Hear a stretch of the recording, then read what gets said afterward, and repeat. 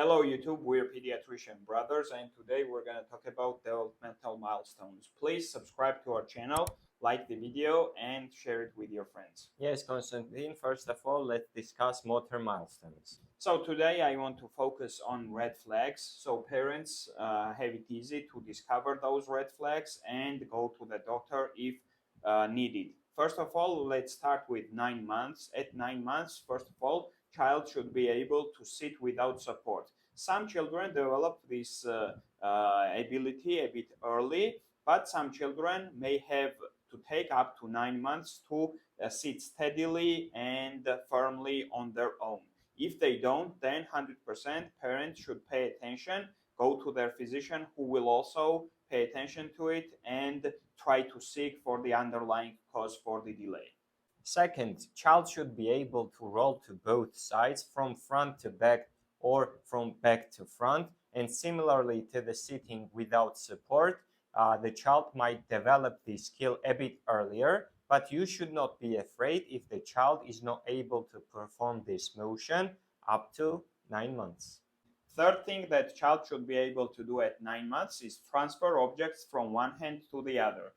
For example, at 9 months, a child has not fully developed the fine motor skills, but he should still be able to transfer certain objects from hand to hand. Fourth, motor development should be symmetrical. For example, upper and lower extremities strength and development should be symmetrical. And Konstantin, now let's move to the 18-month red flags and tell us what are the major red flags that the parents might encounter.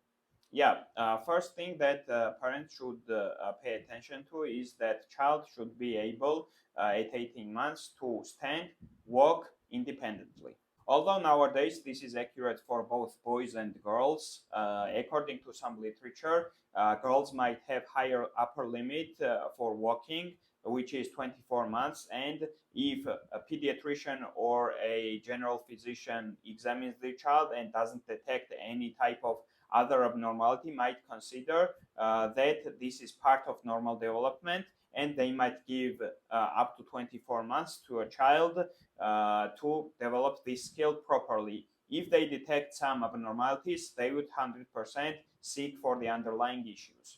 Second, fine motor skills should be significantly better, and for example, grasp and the manipulation of the objects should be more easier for this child. Now let's discuss expressive language delay and what are the major red flags that the parents might encounter. So the first thing I want to discuss, David, is response to sounds and voices. If your baby doesn't respond to sounds or voices, that is sign of concern at any age. Another red flag can be baby not babbling at 9 months, and at 12 months if the baby is not saying dada or mama or any similar thing to call a parent can also be considered as a red flag. And after 12 months, if the baby or child is not able to respond to their name, we can also consider that as a red flag. So at 15 months, we are seeking for 2 red flags.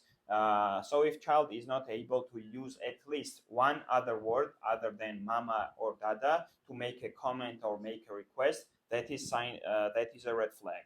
The second thing that we're seeking is that if child is not able to engage in the gestural communication, that also is considered a red flag. At 18 months, if the child is not able to use at least 5 words to make a request or comment or label objects, it can be considered as a red flag. Also, at this age, the child should be able to follow one-step commands without gestures and also pointing to something to share enjoyment or excitement with someone else. At 24 months, we are seeking that child has vocabulary of at least 50 words and child is able to use 2-word combinations, right?